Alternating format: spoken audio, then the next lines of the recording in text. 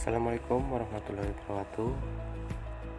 Perkenalkan, nama saya Nur Rahmat. Saya dari kelas 04 PPKE 004. Kali ini saya akan menjelaskan tentang hukum tata negara. Pada istilah hukum tata negara terdapat dua kata, yakni kata hukum dan negara.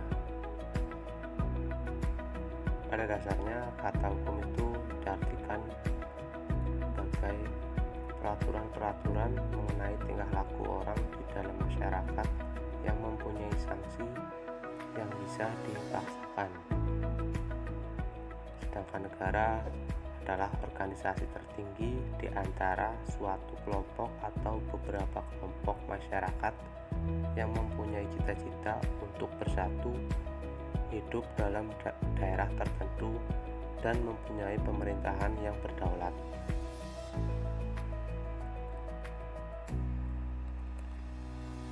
Pengertian hukum tata negara yaitu mengatur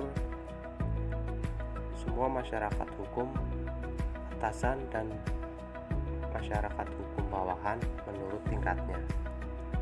Dari masing-masing itu menentukan wilayah lingkungan masyarakatnya dan akhirnya menentukan badan-badan dan fungsinya masing-masing yang berkuasa dalam lingkungan masyarakat hukum, serta menentukan susunan dan wewenang badan-badan tersebut.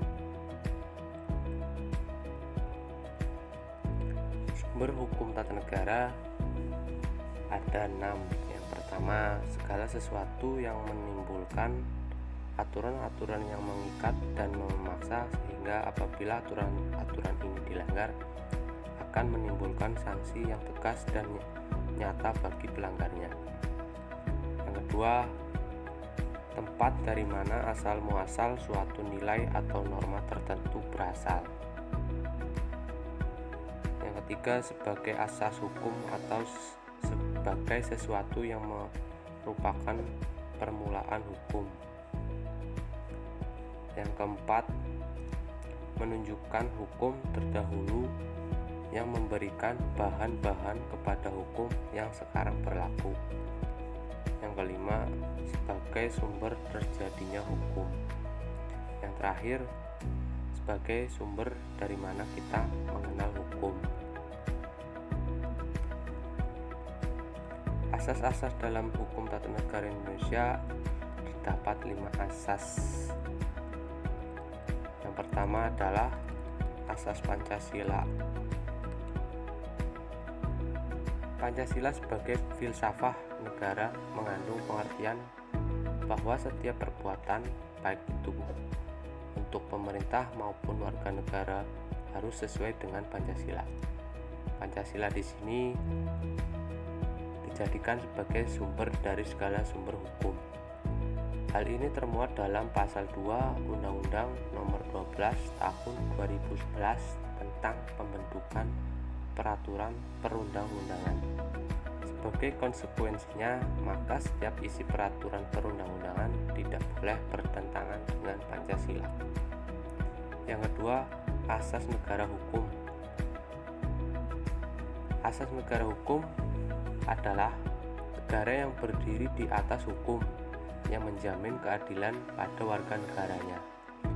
Keadilan adalah syarat bagi tercapainya kebahagiaan hidup untuk warga negaranya, dan sebagai dasar daripada keadilan perlu diajarkan rasa susila pada setiap manusia supaya dia menjadi warga negara yang baik. Yang ketiga adalah asas negara kesatuan Indonesia. Pada dasarnya, negara kesatuan dideklarasikan pada saat kemerdekaan oleh para pendiri negara dengan menyatakan seluruh wilayah sebagai bagian dari satu negara. Pasal 1 ayat 1 Undang-Undang Dasar 1945 menyatakan negara Indonesia sebagai suatu negara kesatuan yang berbentuk republik.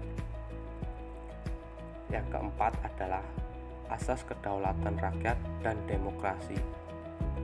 Kedaulatan artinya kekuasaan atau kewenangan yang tertinggi dalam suatu wilayah. Kedaulatan rakyat artinya kekuasaan itu ada di tangan rakyat, sehingga dalam pemerintah melaksanakan tugasnya harus sesuai dengan keinginan rakyat. Pada pasal 1 ayat 2 Undang-Undang Dasar 1945 mengatakan kedaulatan berada di tangan rakyat dan dilaksanakan menurut Undang-Undang Dasar. Yang terakhir adalah asas pembagian kekuasaan. Asas pembagian kekuasaan artinya bahwa kekuasaan itu dibagi-bagi dalam beberapa bagian, namun tidak dipisahkan. Dan ini membawa konsekuensi bahwa di antara bagian-bagian tersebut dimungkinkan adanya kerjasama dan saling mengawasi. Bagian-bagian tersebut meliputi eksekutif, legislatif, dan yudikatif. Selanjutnya, kelembagaan negara. Undang-Undang Dasar 1945 menggunakan istilah lembaga negara di dalam pasal 2 aturan peralihan. Ditentukan bahwa semua lembaga negara yang ada masih tetap berfungsi untuk menjalankan ketentuan Undang-Undang Dasar dan belum diadakan yang baru menurut Undang-Undang Dasar. Lembaga negara merupakan institusi-institusi yang dibentuk berdasarkan hukum untuk menjalankan fungsi-fungsi negara, baik fungsi klasik maupun fungsi secara aktual. Lembaga negara merupakan satu kesatuan yang tidak terpisahkan dengan keberadaan negara. Pembentukan lembaga negara merupakan manifestasi dari mekanisme keterwakilan rakyat dalam menyelenggarakan pemerintahan dan sistem penyelenggaraan negara yang di dalamnya mencakup mengenai kewenangan dan hubungan antar lembaga negara.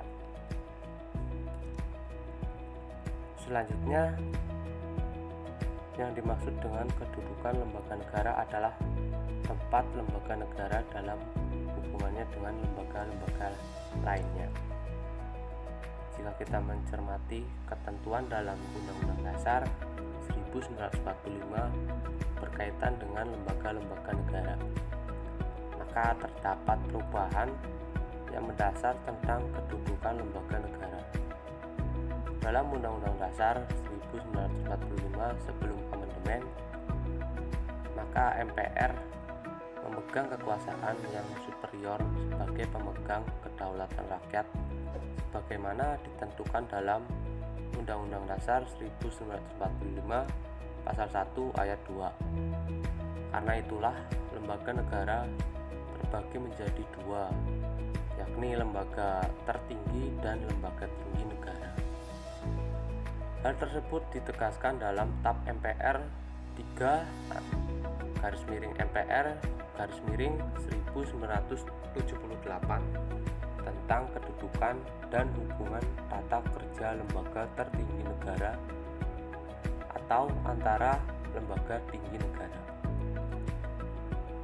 Setelah amandemen, ketentuan tersebut berubah, di mana MPR bukan lagi merupakan lembaga tertinggi negara, melainkan sebagai lembaga negara sama dengan lembaga-lembaga negara yang lainnya.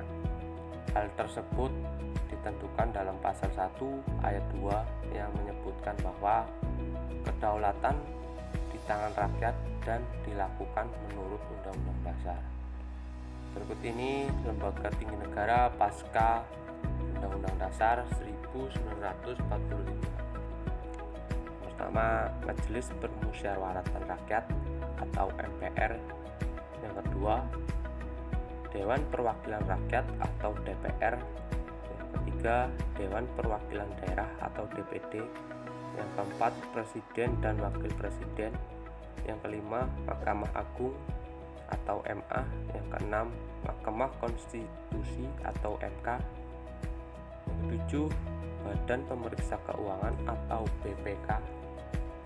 Yang kedelapan, Komisi Yudisial atau KY. Mungkin cukup sekian presentasi dari saya. Kurang lebihnya mohon maaf. Semoga bermanfaat bagi teman-teman semua. Terima kasih. Wassalamualaikum warahmatullahi wabarakatuh.